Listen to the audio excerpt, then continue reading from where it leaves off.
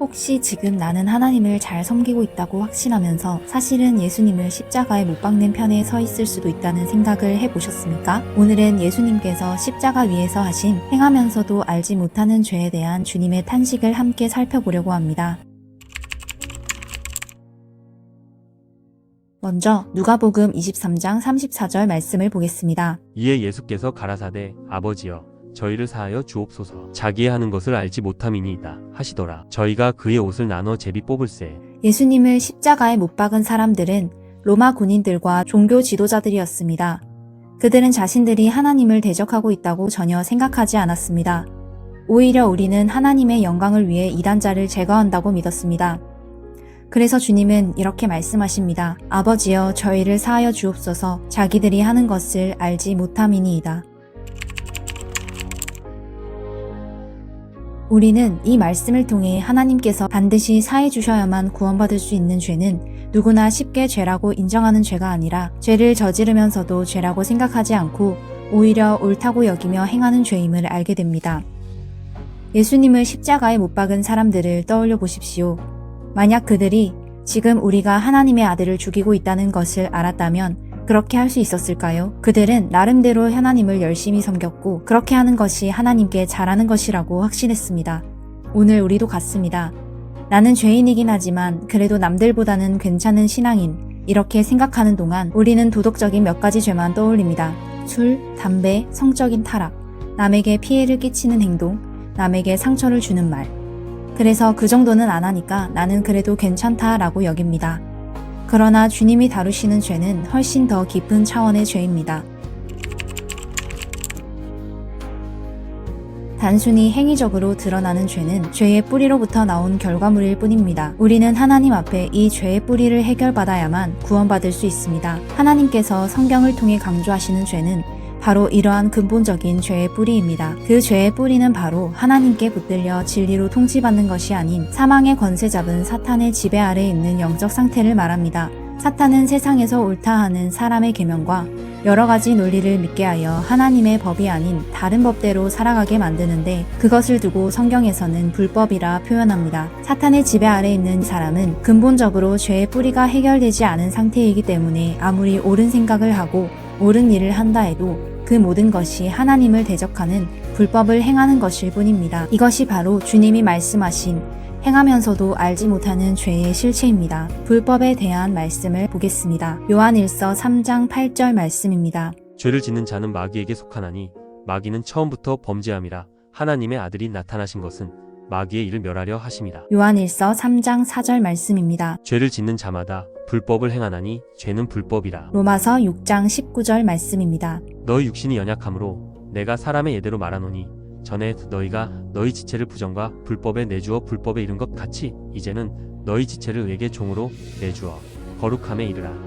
마태복음 7장 22절로 23절 말씀입니다. 그날에 많은 사람이 나더러 이르되 주여 주여 우리가 주의 이름으로 선지자 노릇하며 주의 이름으로 귀신을 쫓아내며 주의 이름으로 많은 권능을 행하지 아니하였나이까 하리니 그때에 내가 그들에게 밝히 말하되 내가 너희를 도무지 알지 못하니 불법을 행하는 자들아 내게서 떠나가라 하리라.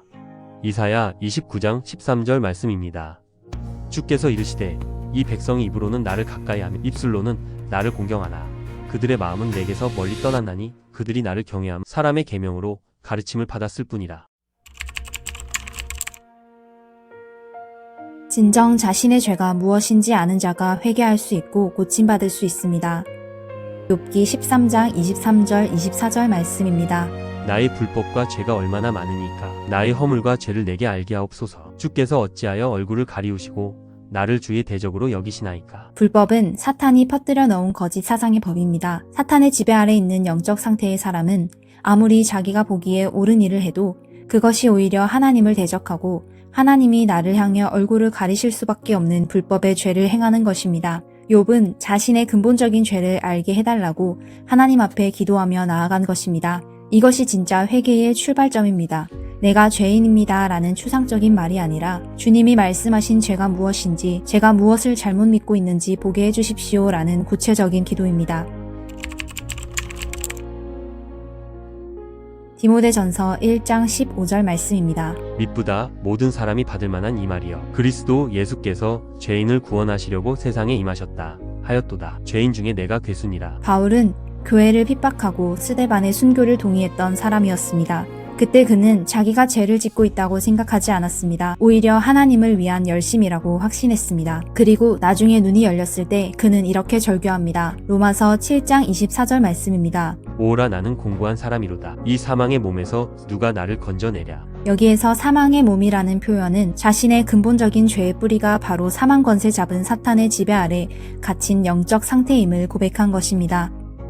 우리는 단순히 지은 죄 몇 가지를 나열하며 죄를 사해달라고 할 것이 아니라 끊임없이 죄의 열매를 맺게 하는 뿌리인 사망의 몸에서 건져내달라는 근본적인 죄사함을 구해야 합니다. 진짜 죄사함을 경험한 사람은 자신의 죄의 뿌리가 무엇인지 알게 된 사람입니다. 그래서 진심으로 말할 수 있습니다. 죄인 중에 내가 괴수입니다. 오늘날 많은 기독교인들이 죄의 개념을 도덕적 행위로만 한정하기 때문에 스스로를 죄인이라고 잘 인식하지 못합니다. 그래서 이렇게 말합니다.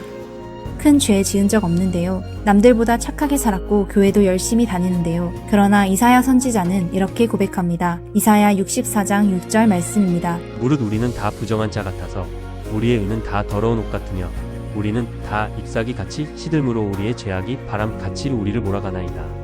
죄의 근본적 뿌리 문제가 해결되지 않은 채로 교회에 다니는 사람은 자기의 의를 내세울 수밖에 없습니다. 내가 옳다고 믿는 것, 내가 잘하고 있다고 생각하는 것, 자기 의와 열심은 더러운 옷과 같습니다. 예수님을 십자가에 못 박은 사람들은 자기들이 의로운 일을 하고 있다고 믿었습니다. 오늘 교회 안에서도 내가 옳다고 믿는 생각과 신앙 습관이 자신이 사망의 줄에 매여 있는 죄인임을 보지 못하게 하여 근본적인 죄사함을 통해 구원을 주시려는 예수님을 밀어내는 행위입니다.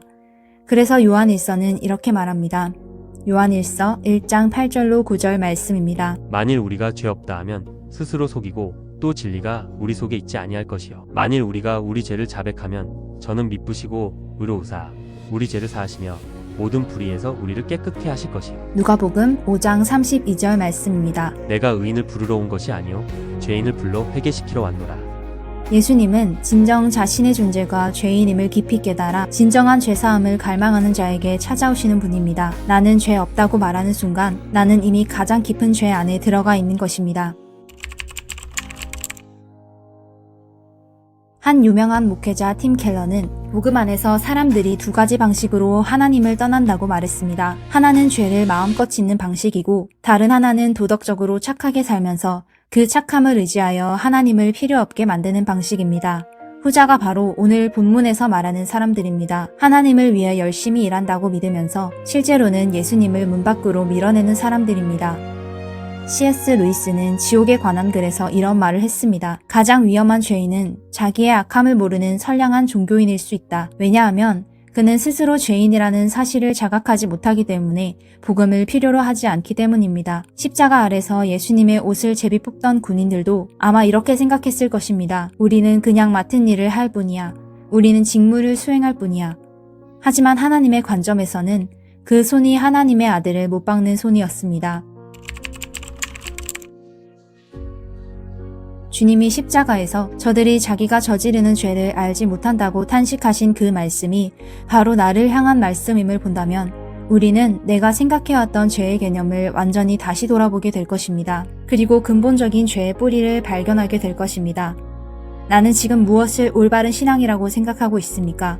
주일 성수, 헌금, 봉사, 섬김. 중요한 것들입니다. 그러나 성령이 없이 하나님이 주인 되지 않은 채로 그 모든 것을 하고 있다면 나는 지금 행하면서도 알지 못하는 죄 가운데 있는 것입니다. 오늘 주님은 우리에게 도덕적인 죄를 몇 가지 떠올려서 회개하라고만 부르지 않으십니다.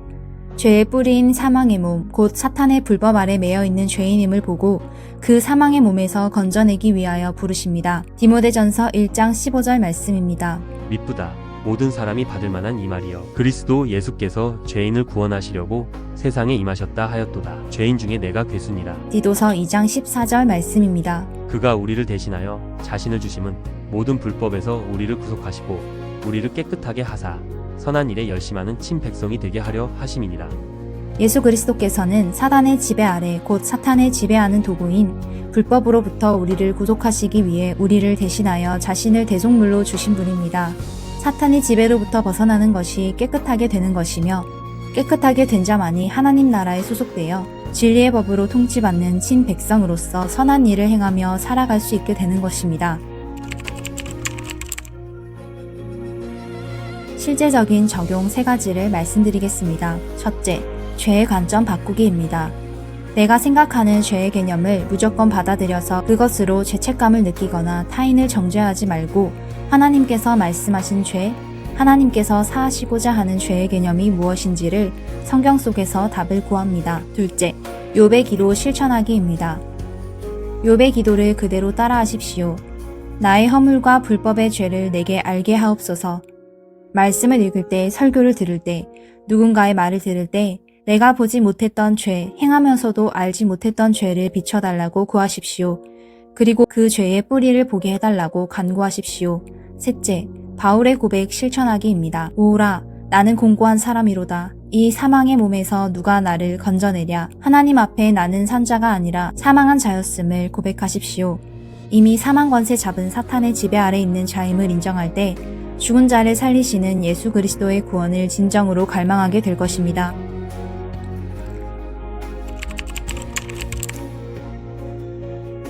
함께 기도하겠습니다. 주님, 십자가 위에서 아버지여 저희를 사하여 주옵소서 자기의 하는 것을 알지 못함이니이다 라고 기도하신 주님의 음성을 듣습니다.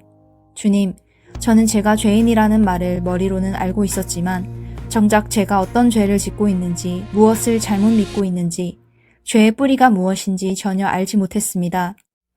욥처럼 고백합니다. 나의 불법과 죄가 얼마나 많으니이까 나의 허물과 죄를 내게 알게 하옵소서. 주님 없이도 괜찮다고 여겼던 교만, 종교적인 열심을 의롭다 여겼던 완고함, 남을 정죄하면서도 스스로 의롭다 여겼던 마음을 회개합니다. 죄인을 구원하러 오신 예수님, 죄인 중에 괴수인 저를 불쌍히 여기시고 저의 눈을 열어 행하면서도 알지 못하는 죄와 근본적인 죄의 뿌리, 저의 영적 실체를 보게 하여 주시옵소서. 그 죄 위에 흘리신 십자가의 피를 더 깊이 의지하게 하옵소서. 예수님의 이름으로 기도합니다. 아멘.